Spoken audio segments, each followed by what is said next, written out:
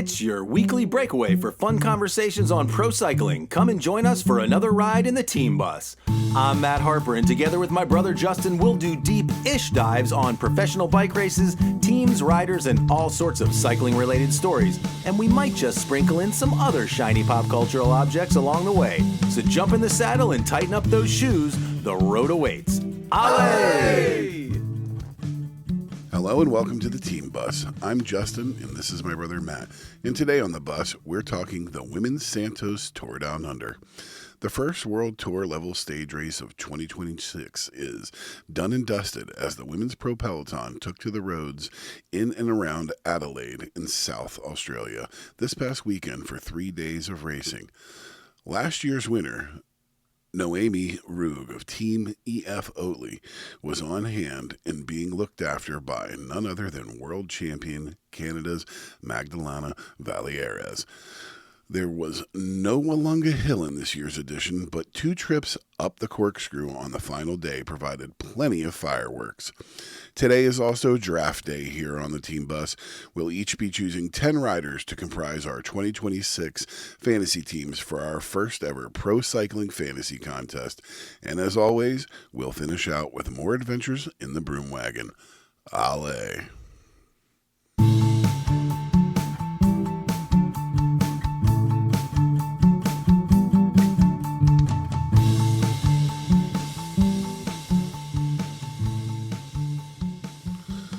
Welcome to the show. Happy to say that the first World Tour race of the year is under our belts. We're going to be taking a trip down under to Australia to talk about the Women's Santos Tour Down Under. Started out, for at least for us, on Friday night, concluded last night, Sunday night, and I was happy to say that I was able to watch at least a portion each night live, which was so wonderful. It has been a really, really great weekend of racing. What was your favorite part? Man, there was so much packed into these 3 days of racing. I did not, unfortunately, get to watch any of it live. It's a crazy couple of days for me, but I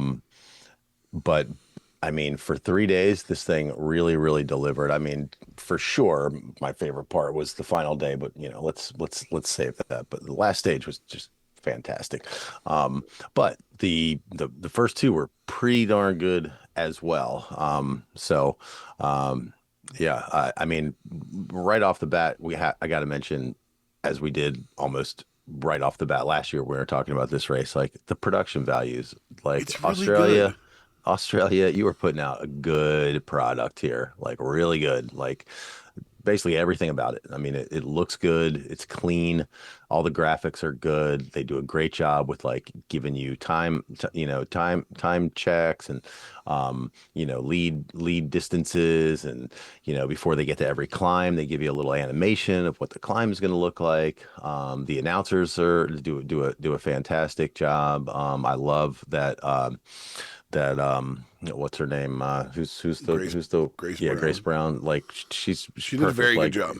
She's like one of the absolute like legends of Australian cycling. She went out on an absolute high last year. It was the last year or the year before that she retired. And last year. And yeah, I don't think she raced this past season. So Correct. So like 2024 was her final season, and she like won a world championship. Like I think she was a world champion TT. So like she went out on a win. I think she mentioned at one point when they were talking in this race about having like I think her very last race was like that French time trialing contest that they have, and she had won the world championships by then. With the thing with the world champion TT like time trial is that if you're the holder of that jersey over the course of the year, like you might only get a handful of chances to actually wear it, because you only wear it if it's a time trial, because you're the time trialing champion. And time trials are few and far between when it comes to pro cycling. For every 20 road races, there's probably one time trial. So So it's not like you're gonna get a ton of opportunities to wear it, but she did get to wear it one time actually in a race, and she cited that as like one of her best memories, actually being able to go out in that jersey. Um, so yeah, love her on there. Got to see plenty of the World Champions jersey in action in this race, which is one Yes. of the things that I absolutely loved about it. Like from day one, Magdelana Vallieres was like right out there for Team EF, the American team. I mean, I'm so stoked for her to be out there mixing it. This time around, she was working as we said in the intro for her teammate Noemi Reugg, but yeah, really cool seeing that out there. What were your initial takeaways? I was very glad that it was on Peacock and I didn't have to you know figure out how I was going to watch it. Do you know that the Super Bowl will be on Peacock this year? I did not know that, but that's cool. So stoked, and the Oscars will be on YouTube. So like, I'm just like so happy about both of those things. Um, so you know, I so that first and foremost, just being able to access it easily was great. I think you're absolutely right. I think the package they put out is very, very good. I thought, Matt Keane and Grace Brown on the call were um very good. They acquitted themselves both very, very well. It seems like poor Matt Keane's voice was failing him slightly yesterday. Yeah. Like I could definitely tell that he was straining, throughout. I, But I remember Phil Liggett doing this race in the past. I bet he does the men's. Did he? Oh, it's probably the men's. Yeah, Yeah. You're right. That'll be interesting to see if he's I'm. in it. I would almost bet that he's going to do the men's race. It'll also be interesting to see if he does the whole thing or if he only comes on the weekends because they do that Mhm. sometimes. Like poor McCrossan has to do the grunt work on Tuesday, Wednesday, and Thursday. They bring in the heavy hitters. Uh, My guess is if they do anything like that, that'll probably be like some of these, but could possibly be Matt Keane or Grace Brown doing that midweek lifting, and then him and somebody else on the weekend. So I also like the fact that they show you like all of the Stuart O'Grady banter at the end when they're doing like yeah, they give you like the full podiums, whereas like on the even more highly produced like Tour de France packages and stuff, it's like they sort of swoop in like right as the rider's getting ready to ride out, which is fine. I mean, I have no problem with the way the Tour de France is presented, but I do like that you sort of get like a sort of closer look or a more kind of inside baseball look at what's happening with this one. yeah, no, I agree with that. I agree with that. Um, and then Australia is just utterly beautiful. So that doesn't hurt to have 3 days of really, really wonderful stuff to look at. And throughout the race there was some really, really cool stuff to see on the side. And I will say that I caught a really great drone shot yesterday. I don't know if you caught it in the broadcast yesterday, but they had a tremendous drone shot. The So shot that I liked, I don't remember who the rider was. It was when somebody was in a breakaway. I want to say it was in stage two, so it was probably Wilma Eintila of Canyon SRAM, who was like it was really kind of the only break of the mhm. substantial break of the day, and they did a close up. Like it was as tight a close up as you will likely ever see because they basically you could see like the lower like a foot of her chest like sort of on the top, and you could kind of see her legs pumping up and down in the bottom. But the reason they were zooming in is because there was sweat just like drip, drip, drip, drip, just like it was like coming down her neck, like, down her jersey, and like dripping off of her jersey, just to highlight how hot it was. Oh, and it was hot. Obviously, that's why you get those. But I thought that was like an interesting choice for a zoom like that. Um, but yeah, so let's start with stage one. Let's get into a couple of different things. Non-race things. We got to talk jerseys because some of the kits, that are on display between just the team kits, and eventually we'll get to the the jerseys for the different disciplines. Yeah. I'm just like, visually I love this race. Like, I am so excited for the Pro Peloton this year. There are some great looking new kits that just stand out across the peloton.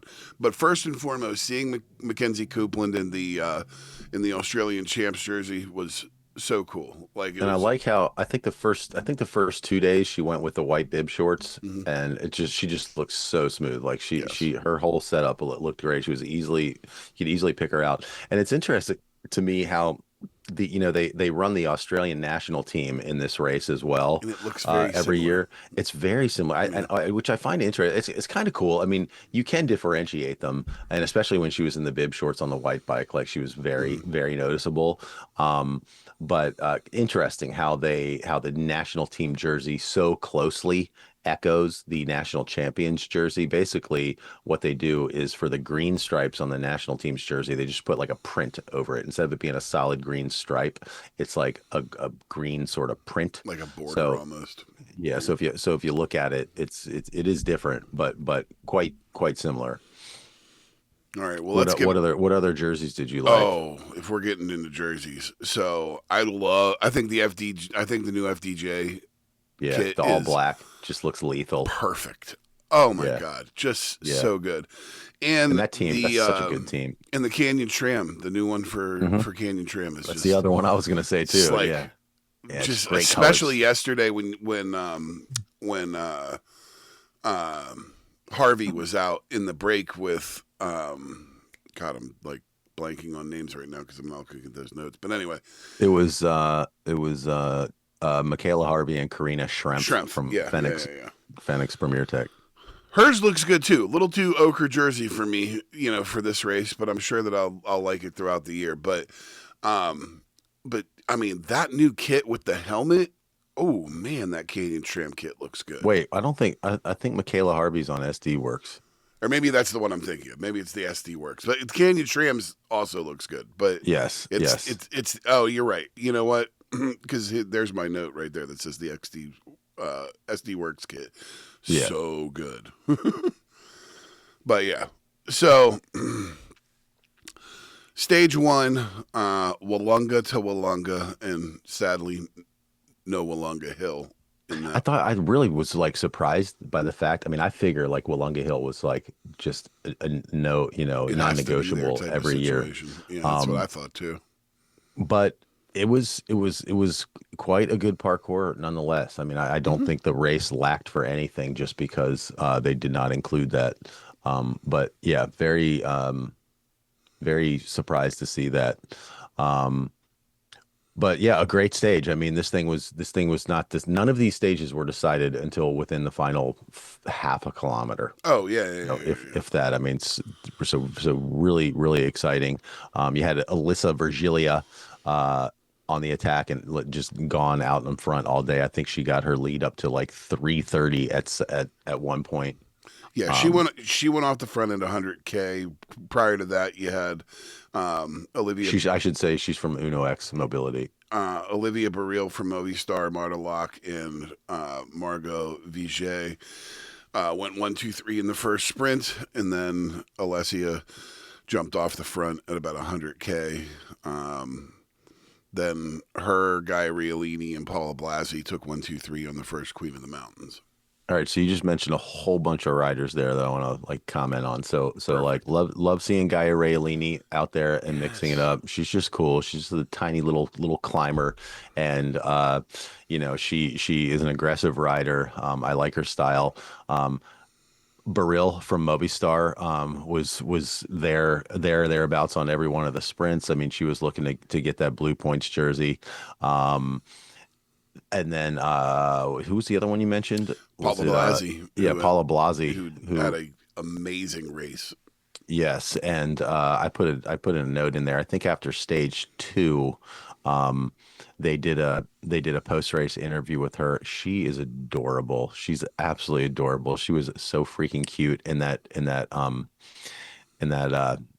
interview, and she was interviewed again after stage three, which I definitely want to talk about that interview, but we'll get to it.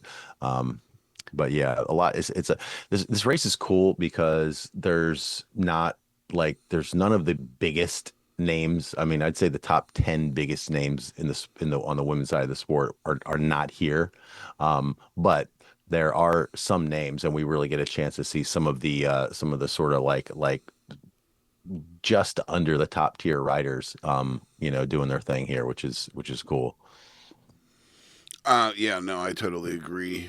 Paula Blasi, obviously came out looking for those Queen of the Mountain points, and became pretty obvious pretty quick that was what she was going for. But what's really neat about this race is because you don't have all those big names, you get to see some of these, kind of next up riders, that you don't necessarily are typically working for somebody else. You know what I mean?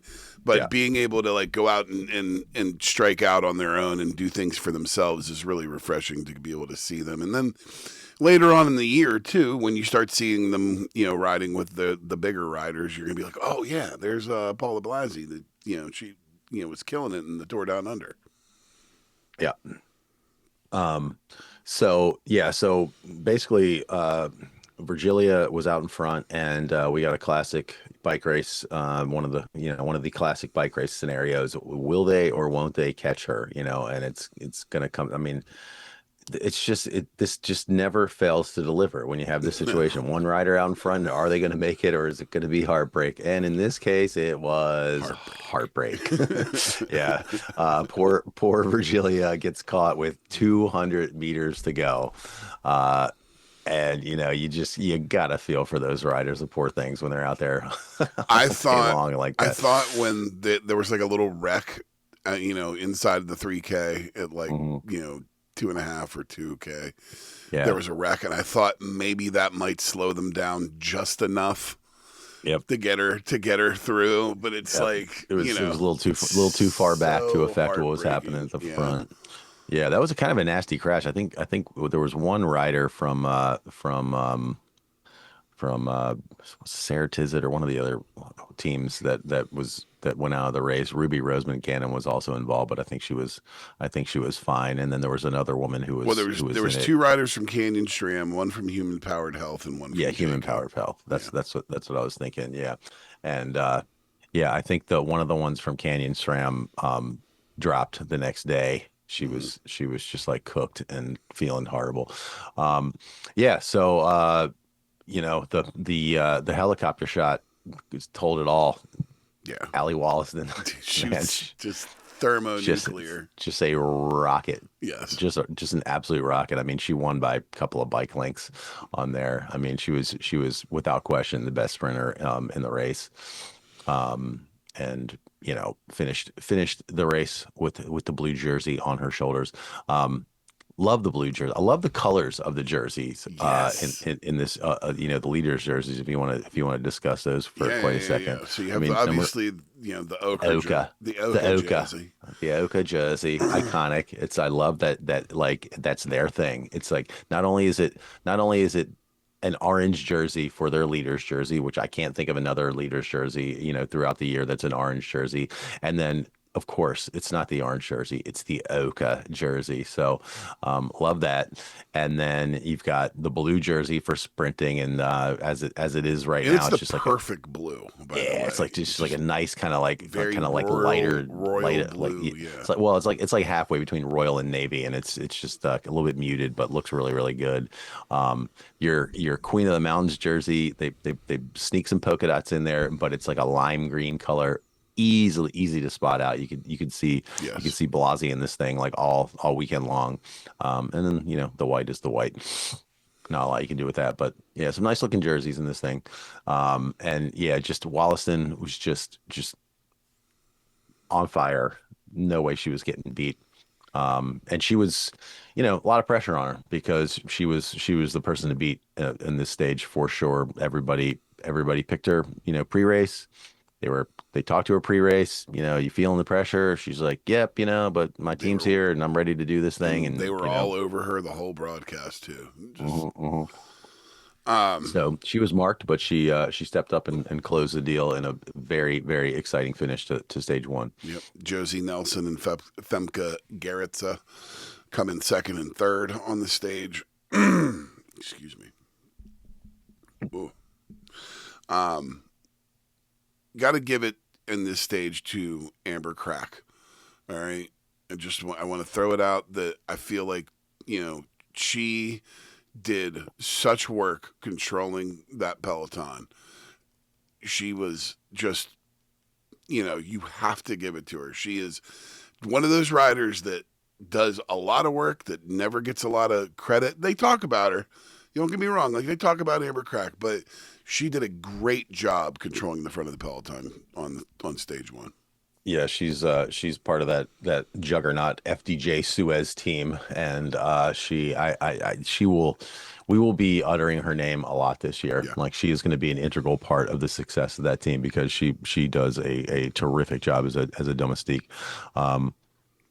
Yeah. So you want to get into stage two? Yeah, let's roll into stage two. It's like very lumpy parkour that started with like a 10-kilometer climb. So like right off the bat, there was just action from minute one. I did get to see a fair bit of this stage yesterday. I kind of had it running in the background as I was working on stuff, but yeah, right off the bat, attacking. Virgilia was out there, in the green jersey, mixing it, looking for those QOM points. Not Virgilia. Virgilia was mixing it again after her day yesterday, and then Blasi and Raylini as well out there. Yeah, they were going for the QOM points. Wollaston, Van Dam grabbed 2 and 3 after Wilma and Tilla grabbed the intermediate sprint points from the breakaway. Yeah. There was a lot of that in this race, like breakaway grabbing, top points in whatever competition, and then the other ones fighting it out for second or third. Correct. Because every little bit helps in a 3-day stage race. Like, there's not a ton of points on offer, and the difference between winning a jersey and not winning a jersey could be as small as 1 point. So every little. By the way, I want to see more of Van Dam throughout the season. Yeah. Liked seeing Van Dam. Well, she came more into play on the next stage. Love seeing. She was mixing. She was mixed all throughout. I mean, she was definitely the most out there TVL rider. Period. Because even though you have Marion Brunel and obviously we all think that she's going to be a superstar at some point. Van Dam got a hell of a lot more run than she did. Oh, for sure. I mean, Van Dam finished in the top 5. Yeah. Love seeing Mackenzie Coupland, who just won the Australian National Championship last weekend. Very much an animator of this race. Josie Talbot too was in the mix. Yeah. From this past weekend. So let's go down to Tila got her gap up to about 130, but it kind of never really seemed like she would be able to close that deal. She did win the combativity prize that day, so she got to step up on the podium at the end of the day, and good on her for that, because it was a lot of work out there by herself. Wollaston gets best of the rest in the 2 intermediate sprints, because Antila took out the first prize, as we were just talking about. She'd get the one, but Wollaston was right there, just doing what she needed to do to maintain that lead. Of course, winning the stage the day before already put her in the jersey. She wasn't wearing it because she was wearing the Oka. But she had the blue jersey for after the first stage. So yeah, she was doing what she needed to do. So great little breakaway group with about 7Ks to go. There was a moment there when I was dreaming. I was dreaming of those pink shoes. So was I. Hold on. So I want to make one note. I put a note in here at 25K to go. I said that Wollaston was looking troubled. She was. All right. She was not looking good. And so everything gets pulled back in somewhere between 13 and 7K. Benito attacks with Kopecky, then Dygert starts getting involved, and you're absolutely right. 7K to go, you got a breakaway. Dygert, Kopecky, Benito, Adagast, and Van Dam. Right. Great group. And Vallieres was in there too. Yes. And it was looking dangerous. I mean, they were pushing hard, and inexplicably they sat up and started looking at each other, and in an instant their gap just dissolved. It was just such a shame. Like, and then Chloe tried to pop off again, but well, like, and done. Van Dam immediately at like 1.5 when they started doing that, she tried to like get them going again, and it wasn't enough once they got them pulled back in. The break got pulled in with less than a K to go. Yeah. And there was, then we ended up with kind of a reduced bunch sprint with like a lot of bouncing around up in the front, and basically Wollaston merleered that thing. Very much so. Came around the outside with like ton of speed. Considering that, 20K before that, 25K before that, she looked like, she was just struggling. The fact that she came back was super impressive. I did see in her post-race interview where she basically said that her teammate, was like, "Okay, it's time to go." Yeah, she was. I mean, they always thank their teammates in these post-race interviews. She made it abundantly clear that she absolutely could not have won this race without her teammates. That they carried her to the finish. Well, and then she said she literally shouted out that. They said that, she was talking to her and she was like, okay, I know you're not feeling well, but it's time to go. And she goes, that was all I needed. It's like, oh, I wish it was that easy for me. Just somebody just come up and be like, just sell a bunch of shit. Mm-hmm. Okay. All right. I'm going to go sell a bunch of shit. Right, let's go. Yeah. Great post-race interview from Blasi too, as I mentioned earlier. And in my notes, I said basically like Noemi Reugg was perfectly positioned to win this race. Like, it was hers to lose at this point. She's sitting in third. She's doing what she needs to do. She knows she's not going to win these sprints, but she's a good sprinter for sure. And she's finishing close enough to the top that anybody who is a reasonable threat, GC threat to her, is going to have their work cut out for her, because she's the defending championship. She's in third. Wollaston was in first. There's no competition from her with two climbs of the corkscrew on day 3.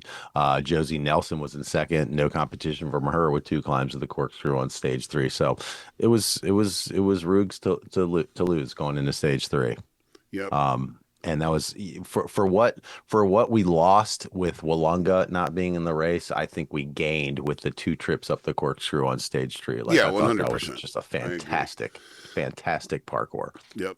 Early on in stage 3, Blasi gets the Queen of the Mountain points, and you have Karina Shrimp go on a solo breakaway at 108. She stays out pretty much the whole race. Does get joined by Michaela Harvey. And the 2 of them. I think it's really, from a tactical standpoint, I think it's really interesting because somebody got on the radio and said, hey, there's somebody else coming. Like, and getting those 2 together really was good for the both of them, because there was 2 of them. I think they were able to stay away a lot longer than they could have done either one of them by themselves. Mm-hmm. Mm-hmm. At 99K, all right, was where the drone shot was. I can't say enough. I want more drone shots. It was cool. I noticed in stage 3 there was some really great like helicopter work as well, where they were like in a kind of wooded section like sparsely wooded section, but it was a very like windy road. And the helicopter, it was a group of like 6 riders or something. The helicopter was just right above them, and it's kind of the camera's just kind of rotating as they're going through this thing. But it was just like so perfect, like so Oh, that's artful, and cool. just like the Aussies. It's great how much pride that country takes in their cycling, and that carries through into the production values. So like Yeah. our helicopter pilots are as good as anybody's helicopter pilots. Let's go. And then the other like note on stage 3 that I have at 97K, there's a giant rocking horse, I like missed a that. 20-foot rocking horse or 30-foot rocking horse. And then one thing that the broadcaster said that blew me away that I didn't realize. Do you know how old Mavi Garcia is? She's like 30, 36, 37, something She's like that, isn't she? 41. Oh, really? Yes. Wow. Maddie. Well, so we're about to start talking about her. Let's Yeah, I let's know. let's roll. Yeah, go on. You basically you have the shrimp the shrimp Harvey breakaway, but it kind of gets peeled in. Hmm. Wollaston, just like Blasi's out there scooping up the final points, Wollaston's doing the same. So like they're basically taking best of the rest on the intermediate sprints and climbs. But then a more authoritative breakaway develops, and it's a 2-on-1 between Mavi Garcia and Dominika Wolarczyk of UAE ADQ and Sarah Van Dam, the aforementioned Sarah Van Dam of Visma Lisa Bike. And that is, and they're doing classic like team tactics, I have to say. Like, and I noticed the commentators were kind of talking them down, like, why are they doing this so far out? But like, I feel like that's what you got to do. You got a 2-on-1 dropper. Yep. Attack, drop her, make her keep working. But they were having an awful hard time dropping Sarah Van Dam. Well, and Sarah Van Dam was doing the right thing, just sitting on, making them do the work. It Hmm. was, I mean, it was textbook. Although But they were hitting her, and she was being forced to cover moves. it's not, yes, and she covered just about every single one of them. What I will say is no, Noemi Reugg, however, put a masterclass on in how to deal with a 2-on-1 and eventually a 3-on-1. Right. Well, before we get to that, there's an intermediate sprint, and in these intermediate sprints, there were bonies on the line. So in that second intermediate sprint, Wlodacek and Von Dam sprinted it out, and the announcers called it for Wlodacek, and then a couple minutes later, they showed a replay of it, and Von Dam had clearly won. So at that point, she is 2 seconds up with those bonus seconds. She's 2 seconds up on GC on Wlodacek. They're way out in front of everybody. I mean, the GC was separated by less than like 15 seconds on the top 10 going into this stage. So everybody's Yeah, pretty yeah, it's close. very close If they stay away, um, Wlodacek is going to have to get separation from Van Dam to to be able to win. to be able to win. And as we just were mentioning, they were having a hard time doing that. Van Dam was covering the things. I mean, she was looking as strong as either of the other two. But right, as you said, that kind of fizzled. Wlodacek dropped the other two basically at one point, which was looking Correct. good for her. But she's not able to make it stick. Eventually, 3 other riders come back into the picture. Uh, So Maddie you have Garcia, Mavi Garcia, right? Blasi, Rug, and Yeah, Vladicek. and Noemi, and the three. So now we got a 3-on-1. Yes, Once 3 again, UAE riders. I I'm know, just it's like, so good. here we go again, and it's a 3-on-1 versus one EF rider in the pink jersey, just like Nelson last year. Uh, yeah. So this 3-on-1 is going, and they are hitting her hard. I mean, they are going for it, and she is just like effortlessly She's covering these matching every moves. single attack that they throw at Yeah, her. Every they're single one. attacking her out of the saddle, and she's covering everyone's seated just every time. I mean, you could see the frustration on on uh on the UAE faces. Yeah, Like because they everything that they tried, nothing worked. right, they could not unstick her, and going into the final right hand bend towards the finishing line. They even um got her. They got her on that line. They took a better line going into that final turn too. Yeah. I mean, throughout that whole thing, like she was basically staying in second wheel, which is where you need to do. You're obviously not going to be on the front, but you don't want to get caught by surprise. So you stay as close to the front as possible and you got to stay vigilant. And she was just watching. And so she'd just be on second wheel. Somebody would attack, she'd bridge up to them. Somebody would attack, she'd bridge up to them. She just stayed in second wheel, stayed in second wheel. I mean, you're right. It was a master class. Like that is how you handle that And the biggest situation. thing is that she didn't know who it was going to be between. I think she knew it wasn't going to be Mavi Garcia. So it was between Vladicek and Blasi, which Blasi. one was going to go. And so she And had both to of those guys, wait. both of them were looking way I strong. know, that's what I'm saying. So she had to wait to see which one it was going to be. And as soon as she saw who it was going to be, she took off like a rocket, man. Well, yeah, I mean, in the end of the day, put- she was not being beaten in that she sprint. put I mean, so much distance. I mean, I couldn't believe the gap she had by the time she went through the thing. And her, when she came through and she was like, she put her arms up, but then she did that like, "Ugh." and then she's like, "Oh." Yeah, dude. I was like, well, I thought it was love interesting This is as amazing. that sprint was playing out. I don't know if you noticed, but like Garcia was like yelling at Blasi, like they kind of blew it. I think what Garcia wanted was to give Blasi a lead out. And they came through that right hand bend. They're going into the thing. Reugg ends up peeling off of Garcia to the right, and Blasi is further off to the right of Reugg, so she's already in the wind. And I think Mavi's like looking back, like, why aren't you on my wheel? It's like she was saying something to her, like she's yelling at her. They kind of could have mapped that final sprint out a little bit better. Like they could have picked who was going to sprint and just like, Reugg be damned, we're going to execute our plan. And I don't think they did. It came apart. And once again, you had one rider beating three. It was quite spectacular. And I mentioned the interview that I wanted to talk about. Credit to them. Poor old Mavi. It was Mavi, Blasi, and I don't know if it was Vladicek or not. I think it was actually one of their other teammates on UAE that was there. But like the three of them were like standing side by side and had to do this post race interview. And like Garcia was very gracious in the thing. They were all gracious. Garcia, I think the most so of the bunch. She had a smile on her face. Blasi, as cute and bubbly as she was in that post race interview on stage too. She was not pleased, and like you could see it all over her face. How She was can you gracious. on a 3-on-1? You know what I mean? On arguably one of the strongest teams in the world. You know what I mean? It's like you're not getting it done. I mean, it's literally the same thing that happened with Nielsen the year before with Visma. It's tough. But in that case, Nielsen was not necessarily the best sprinter of the bunch. In this one, Reugg was heads and shoulders the best sprinter. Like they would have had a difficult time beating her even if they had executed a plan perfectly. They did not. Reugg defends her title. Wollaston secures the blue. Blasi manages to hang on to green. So I mean, no reason for her to be that upset. I mean, she did nail the green jersey, and yet Justina Zapla from Canyon SRAM, the Czech rider, securing the white jersey. A great race. It was great to have racing again. So on that note, unless you've got anything else, we'll be right back. Don't miss Beyond the Slipstream, our weekly companion podcast to the Team Bus, our domestique, if you will, dropping every Saturday in your usual podcast feed.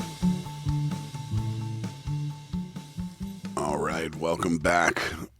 So last year we had a ton of fun following along with the UCI points race. All right, it was a lot of fun for us to have something to kind of look on to every week or so to kind of see where these teams that were fighting for relegation were.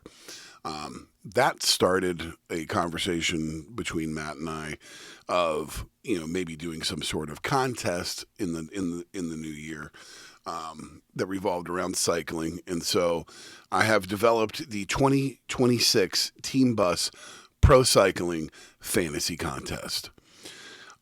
Each player, so Matt and myself, will draft a team of 5 men and 5 women riders. Your team can only be drafted from the World Tour level teams. Points will only be counted from World Tour level races. All right. That means that, smaller one-day races, smaller stage races won't actually be counted. It's only going to be your big, what is considered UCI World Tour level racing.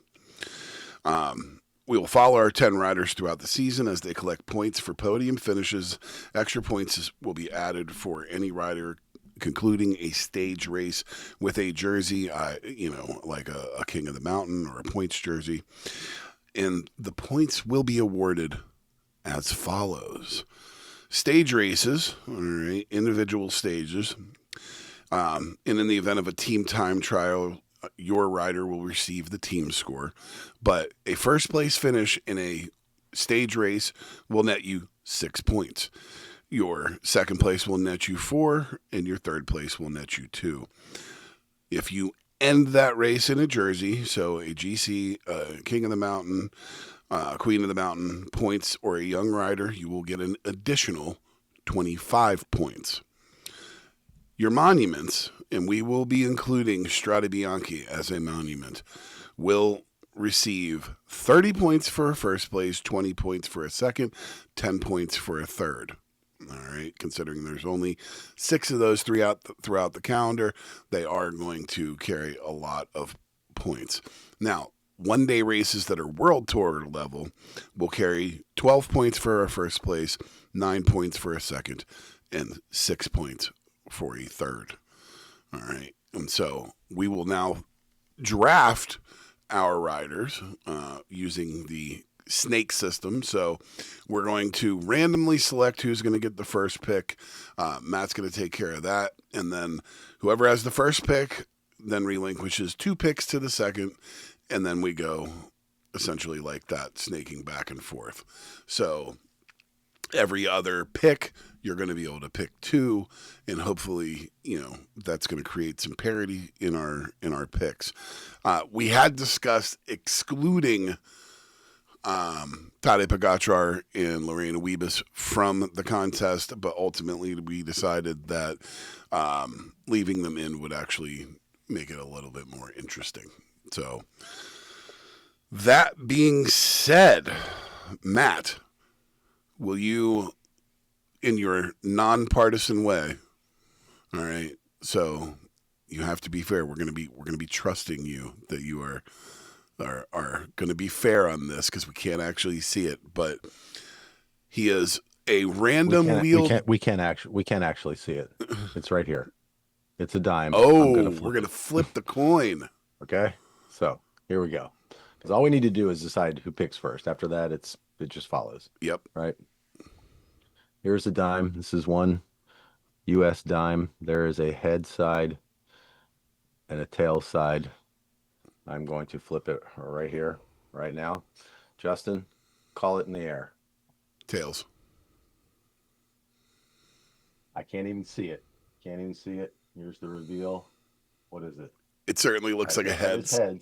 It certainly looks like a That heads. is heads. All right.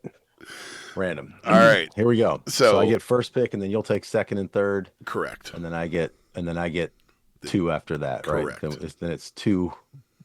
Two. We each pick 2 until the very last one. Yep. All right. Well, with first pick, as you stated, got to take Tade. That's how the cookie crumbles here. So yeah, the interesting part of it is, and I know that for the maybe 2 or 3 of you that might actually care about this throughout the year, race schedule is going to play a factor into this because, he isn't going to be on a more limited schedule this year than he has been in years past. We don't know if he'll rack up the amount of points that he did last year. He probably will, but who knows? All right. He certainly won't be a hindrance to my team. No, and not I by... have to say that making this pick, just one thing occurs to me, and that is throughout the year, I'm basically not really ever rooting for Tadej Pogačar because he's probably going to win anyways, and I'm much more a fan of good bike races than Tadej Pogačar. That's for sure. And so by having him on my squad, it will actually make me one degree happier when this guy gets a win. So for what it's worth, Tadej Pogačar is my first pick. Let me take him off the board. All right. with the second pick in the inaugural team bus cycling fantasy draft, I will be taking Lorena Wiebes. As we knew you would. You want to say anything about Miss Wiebes? God, I hope she has as good a year as she did last year. That's a big ask, but for her, it kind of doesn't seem like it. This one, I'm not going to lie to you. This one is much, much harder for me. Your third pick? Yes, because my gut says to go one way, and my brain is telling me to go another way, and I feel like I have to go on the brain side of things, and oh man. I don't, and gosh, this is tough. All right, I'm just gonna say it. I am taking Demi Vollering. A great choice. It is a good choice, but boy, I think this is going to be her year. I really do. I hope, because my heart wanted to go a completely different way. All right, you're up. So, it's head versus heart, as these things often are, and it's like sort of the question I'm asking myself is like, do I want to give myself like a more emotional rooting interest? Like, do I want to add on to the stakes for particular riders that I am emotional over, versus do I want to just be cold and clean and approach this as like, I want to win this thing? Yeah, it's tough. It's also it's really interesting having only including world tours and sort of like looking at the list from last year, and some of them that would immediately scream like immediately my thought is like Isaac Del Toro, like that, of course you got to have him, but with not really having a good handle on these guys' schedules, it's hard to say. Now, Del Toro, he's kind of in the ascendancy there at UAE with the departure of Juan Ayuso. So one would think that he is going to be making a step up this year, at least in terms of the races that he is sent to. So he is very much, you would think this is this is a guy you really want to grab. But what's his schedule going to be like? Because, based on the list from last year, he's down there in like what, 11th, 12th, 13th, something like that. On the men's side, he would be 8th place out of all men. Right. And right. Based on our Chat GPT ranking, based on the game parameters, he would be actually in 17th place. All right. For my second pick, I am going to take. I'm going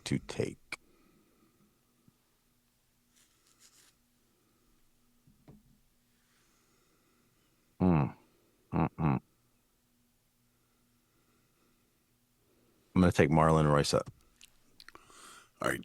Now at least I can say that was who my heart was telling me to take at 3. Oh, so disappointed that I have that you get to root for her and I have to root for Demi Vollering. Not that there's any problem with that, Demi. I really think that Marlon Royce is so on the cusp.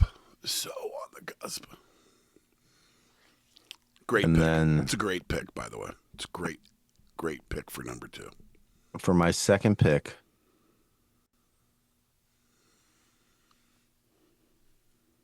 for my third pick, I'm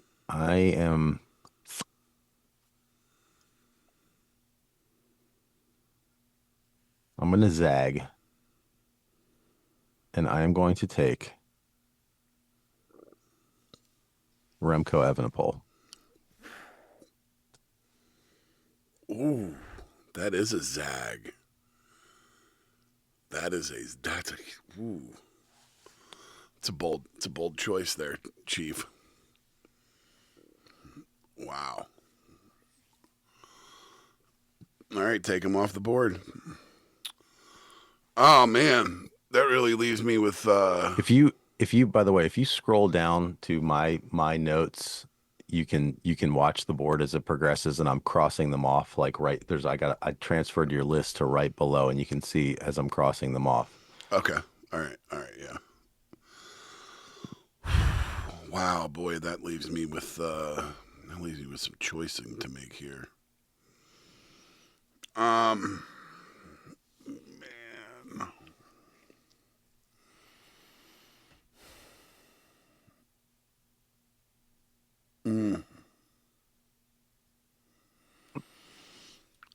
All right.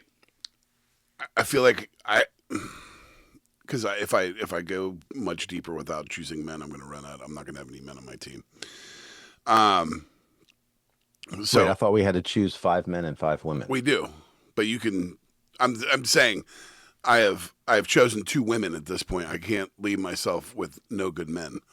Right. All right. So I'm going to take Mads Pedersen as my third pick, and then oh god,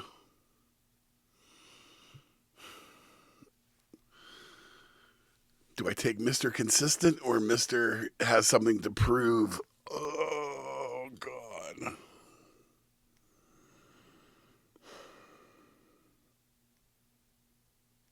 I'm gonna go Juan Ayuso.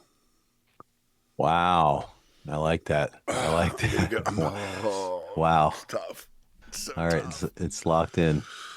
Oh, okay. All right.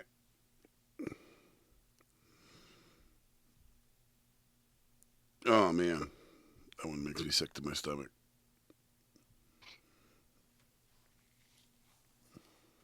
All right, who's your 4 and your 5? All right.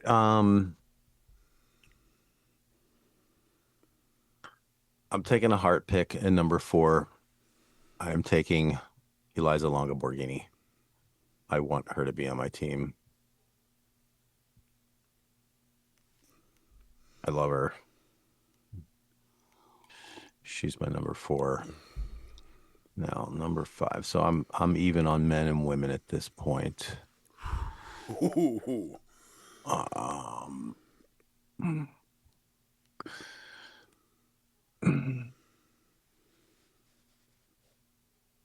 Yeah, here's where it gets interesting. I'm Based gonna on go your down. next pick, man, I almost have my 2 locked in, just depending on what you do. I'm going with 4 very important letters for this pick, and those are M, V, D, P.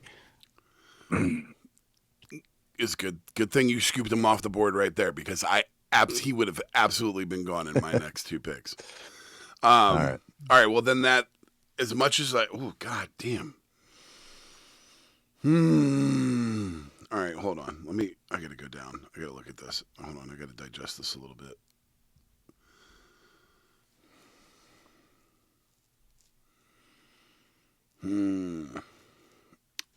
As much as I don't want to do it, but I feel like I have to at this point.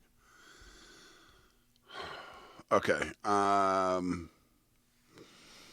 know exactly who I want next. I'm really I'm really looking forward to seeing what you pick right here. I can't leave him on. I can't leave him on the board at this point. I have to take Jonathan Milan off the board.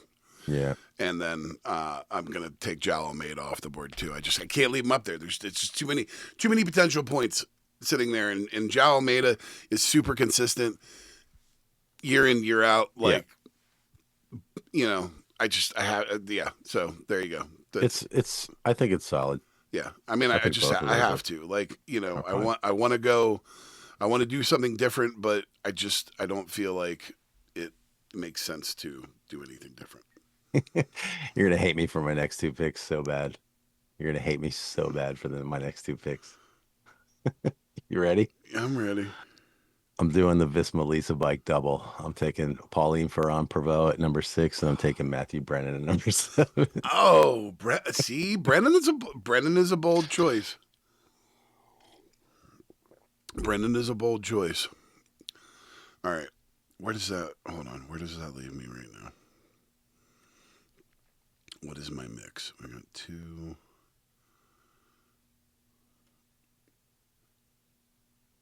Ooh, man. I got now I'm heavy the other way. All right.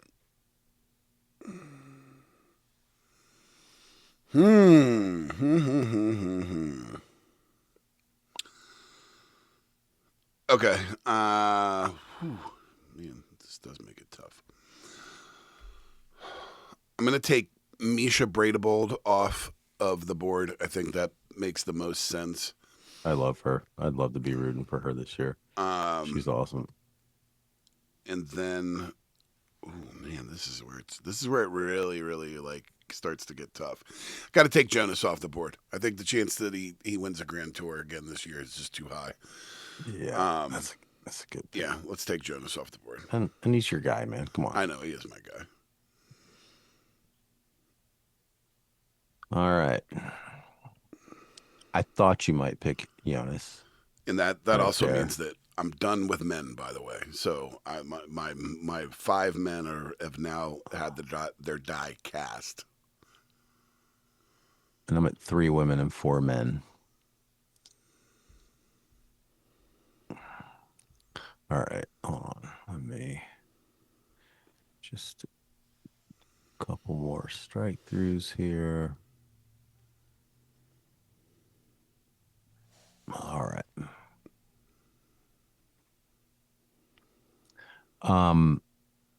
I am taking in my I'm really happy about this round. I'm taking at position number 8, Kim LaCour Pinar. Damn, that's a good pick, man. That's a damn good pick.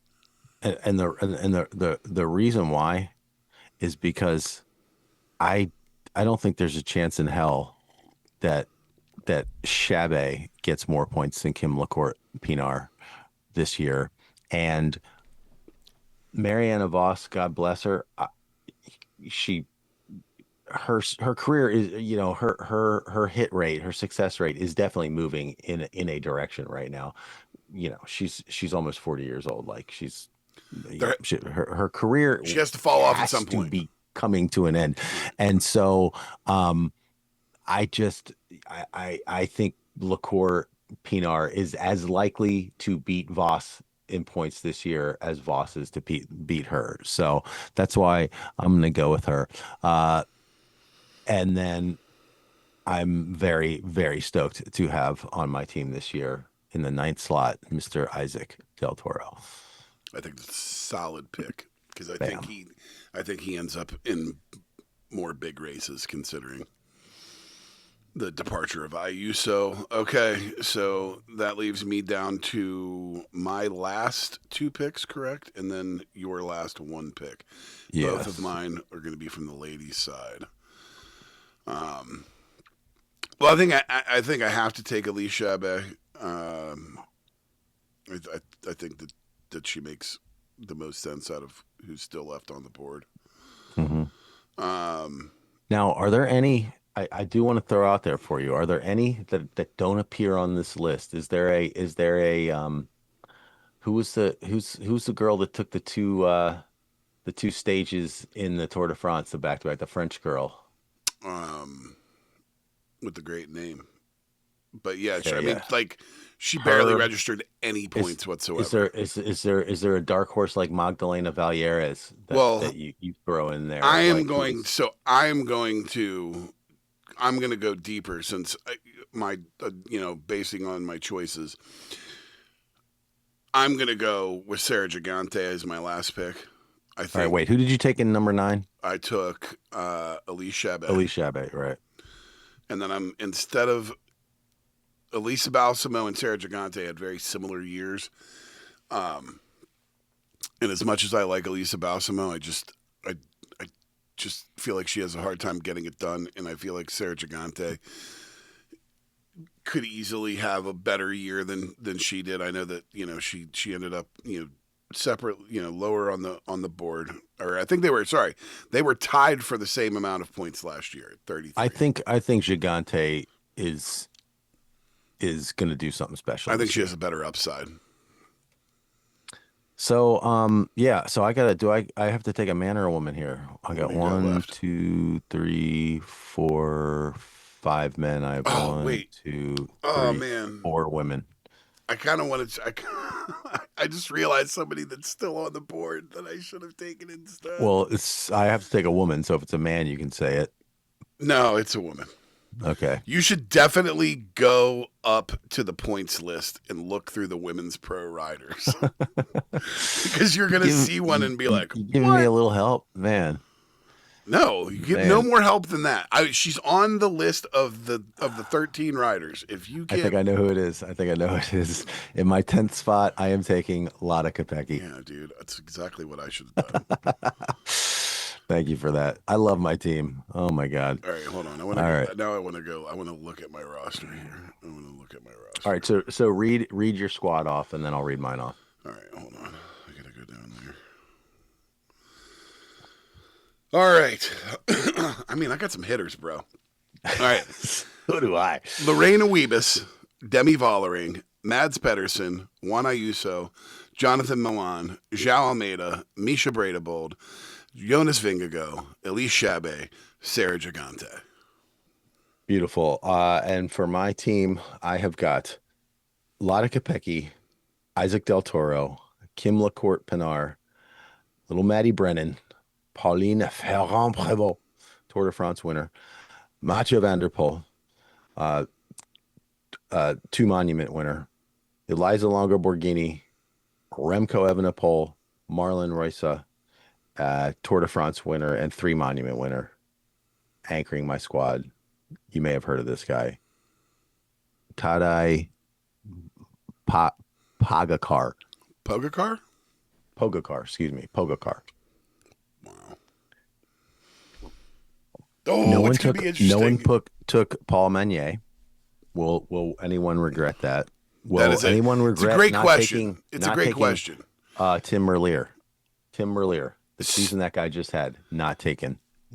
But you got to remember, Tim Merlier, a lot of those wins while they were pro level, they were not world tour level. I know. And the real question mark there is, do they shift? Now that Soudal's got rid of Remco, do they shift hardcore over to that side? And that's maybe where you regret that, because now all of a sudden, but again, you have Meunier and him on the same team. We need to so I assume you're going to be doing the tracking of the points on this. Correct. Hopefully. Let's come up with our coulda shoulda list. Okay. And follow them throughout the year as well. So let's follow Meunier, let's follow Merlier, let's follow Marianne Vos. Yes. Jasper Philipsen, I would say Olav Koy. For sure. Let's follow those 5. Okay. As well, just when we're doing our updates, our weekly updates or whatever, just to kind of see where. And on-air production meeting real quick. We might not even feel like we need to do weekly updates in the beginning of this season. Like we'll make it a monthly topic for March, April, May, and then as we get into the deep into the season, as needed, we'll update it more. Yeah, if there's a ton of racing one week and there's a lot of movement, then we'll talk about it. But I mean, realistically, you're going to get a bigger swing, especially in the early, in the early months of the season. The calendar's fairly spread out. Now, feel free to update the spreadsheet. Oh, yeah, I'll update race that by weekly. race, yeah, so that we can, so I can still be looking at it and everything. But I think this is going to be a lot of fun. That was certainly a lot of fun doing a draft like that, and it's locked in. I love the look of my team. When I do the spreadsheet, I'll put in all the rules and the points so you can see everything. So now this is what I want to do. I don't know if I'm going to have the time or the energy or whatever to do this. I want to create a little composite photograph of all of those people, like sized correctly and like standing together like, hey, this is my team, and then they go and draw a jersey on there. That'd be great. Let me talk to the graphic design department and we'll see if we can get that worked out.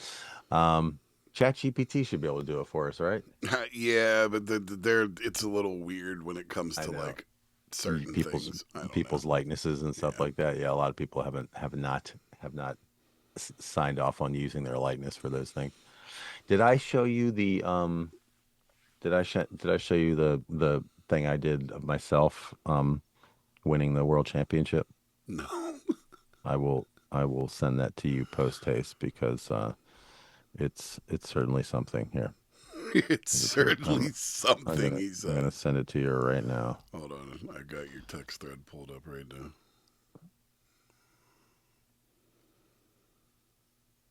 All right, here you go. Take a look at that. This is just such good podcast right now.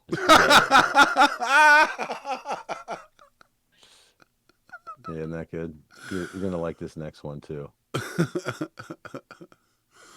This is terrible podcasting. But what he just sent me was a Sora. I'm assuming Sora 2 video of dude. What's up, Bram Stoker's Dracula? What's going on with your hair? I don't know, man. Ask the AI. I didn't do it. Your head, Just, your head looks so long, and that's not in a good way. Like in the no, well, where, dude, look how long my head is. All right, just no, stop. but it's All right, like it. you don't have to go after me for my No, no, looks. no, no, dude. It is definitely making it worse. It's not. No, I know. It's not natural at all. So I know. I understand you have a receding hairline, but your hairline does not start in the Are you third talking quarter about the of the. second? Are you talking about the second one Yes, the I sent second you? one. Yeah, where I'm hosting SNL. Yes, and your hair looks like Gary Oldman from Bram Stoker's Dracula. Yeah, it's a little weird. Yeah. But very cool Um, to see you on the stage at SNL. I didn't realize you had hosted. yeah, I hosted last season. It wasn't the best episode, but we got through it and I had fun. I had a really nice conversation with Marcelo after, at the after party. And it was cool. All right. Well, on that note, unless you've got something else, we'll take a break. We'll come back for a ride in the Broom Wagon. Stay with us.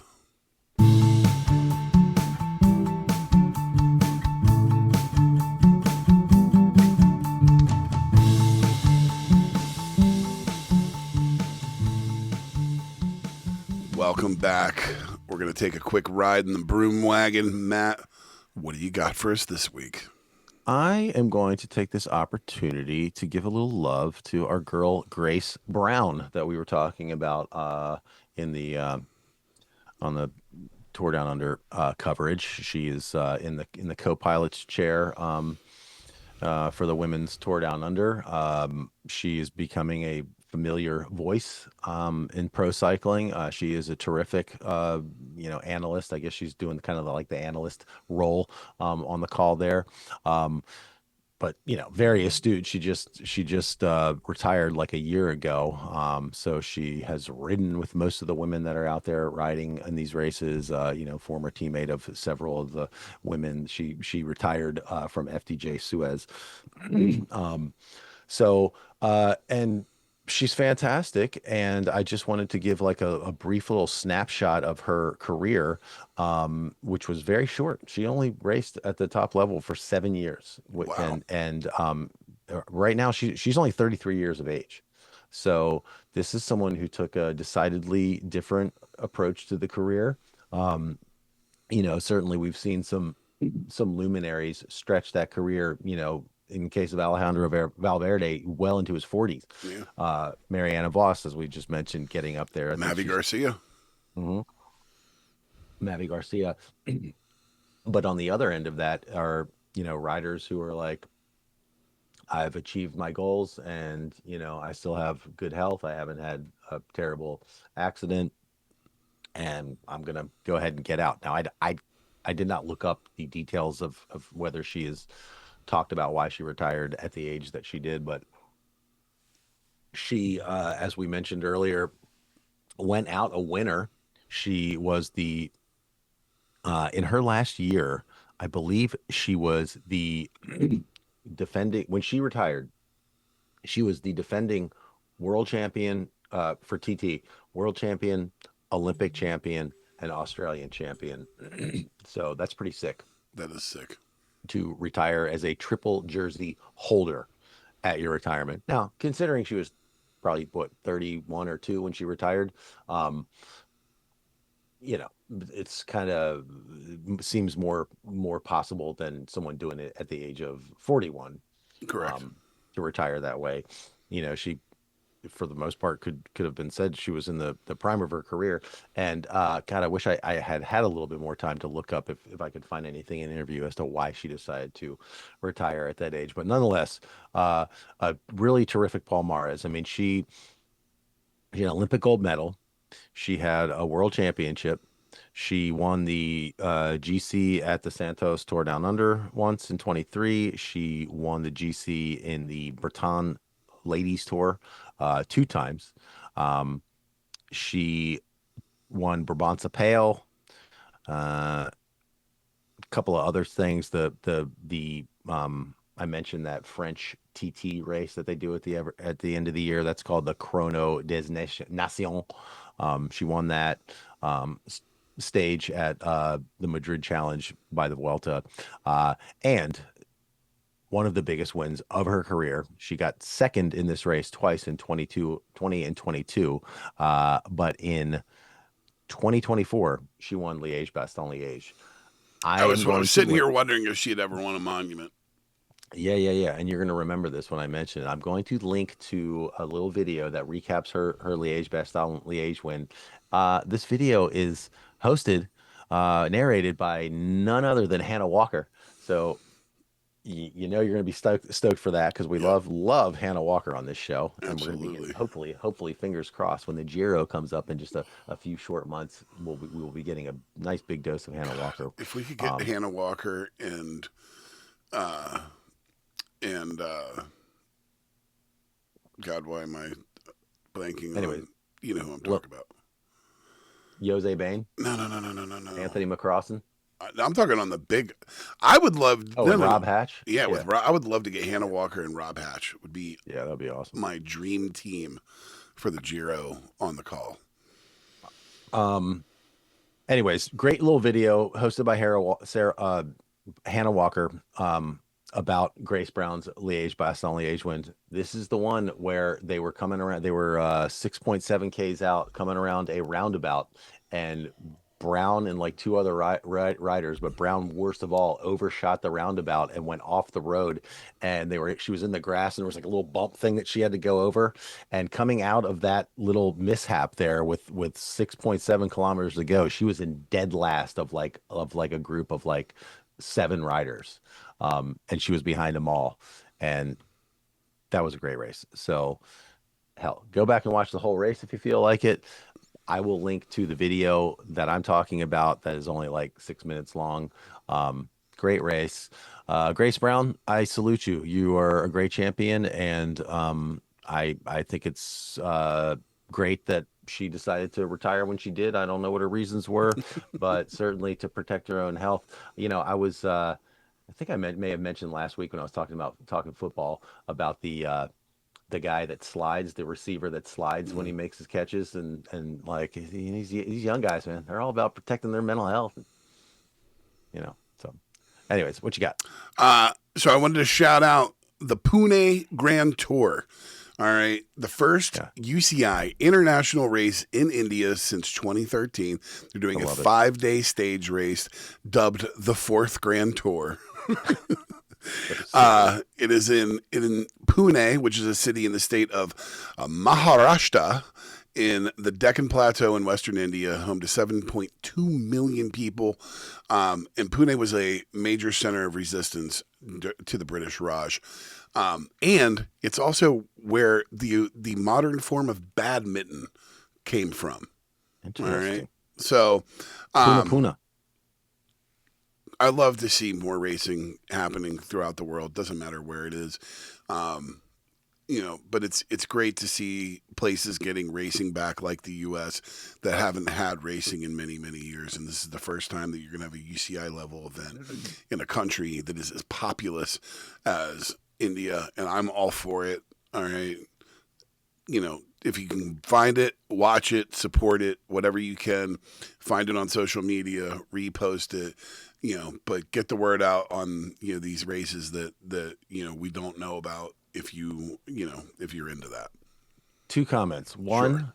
I think it would be so cool if there were like some British riders going over there and like this like sort of friendly competition developed between like the Brits and the Indian riders, because of the history of colonialism and stuff like that. Second, not that you're not already doing enough prep work for this show, but I will be expecting a full report as to how this race played out from you on our next episode. Yeah, I think it starts tomorrow. I think. Yeah, it's this week. Yeah. It's this week for sure. So, all right. That's all for this week. Join us next week for a full recap of the men's Tour Down Under. The men's classic. What? Good eye, Mike. Oh. The men's Classica Valencia and the women's Majorca Challenges. Until then, for my brother Matt, I'm Justin Harper. Thanks for listening. We hope you'll join us again soon for another ride on the team bus. Allez. The Team Bus is a production of Harperama. Find us on Apple Podcasts, Spotify, and YouTube. Please like and subscribe, smash that button, leave a 5-star review, and most importantly, tell all your friends about us. Thanks for listening. Talk to you next time. Allez!